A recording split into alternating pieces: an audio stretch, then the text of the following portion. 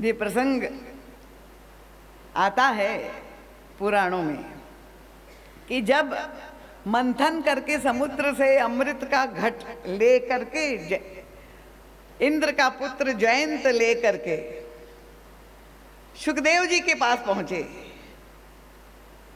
अब वो अमृत की बूंदे ग्रहण करने के लिए तो आप देखते सारे देवता आतुर थे, दैत्य आतुर थे, और आप लोग भी सब आज भी देखिए अमरत्व पाने के लिए सब स्नान करने के लिए जितनी भी कठिनाई आपको सहनी पड़े पर आप लोग पहुंचे। पर जब सुखदेव जी के सामने जयंत ने ये घट प्रस्तुत किया कि ये अमृत ग्रहण करिए तो उन्होंने सीधे अस्वीकार कर दिया। देखिए ये सनातन धर्म के चिंतन और सिद्धांत को, दर्शन को समझने की आवश्यकता है। अमृत का घड़ा लिए हुए देवता खड़ा है और उन्हें समर्पित कर रहा है, उन्होंने अस्वीकार कर दिया, उनका नहीं चाहिए मुझे तुम्हारा ये अमृत, क्योंकि मेरे पास जो अमृत है, कौन सा अमृत है, वही मैं परीक्षित को दूंगा।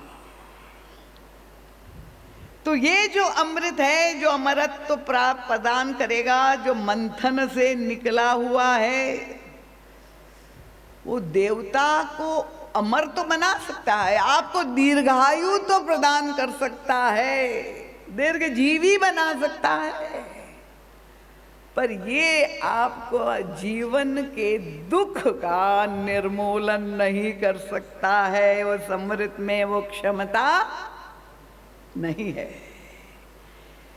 क्योंकि हम देखते हैं कि वो देवता अमृत ग्रहण करने के बाद भी इतने दुखी है, रुग्ण है, तो फिर अमृत पीने के बाद अगर आपके जीवन की दुख की समस्या का समाधान न हो सके तो ऐसी आयु तो अभिशाप बन जाती है।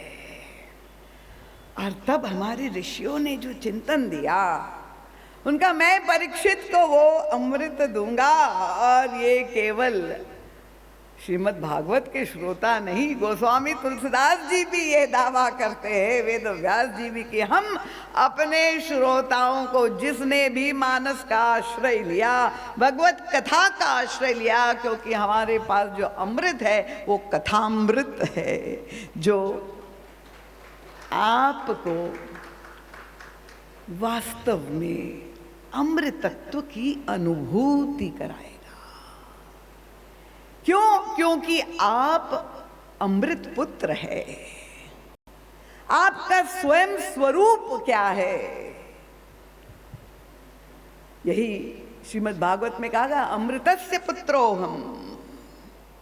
हम सब अमृत पुत्र है, हमारा स्वरूप, हमारा स्वभाव अमृतत्व है। और इसलिए गोस्वामी तुलसीदास जी ने अपने मानस में ये समुद्र मंथन की उपकथा को 3 बार स्थान दिया।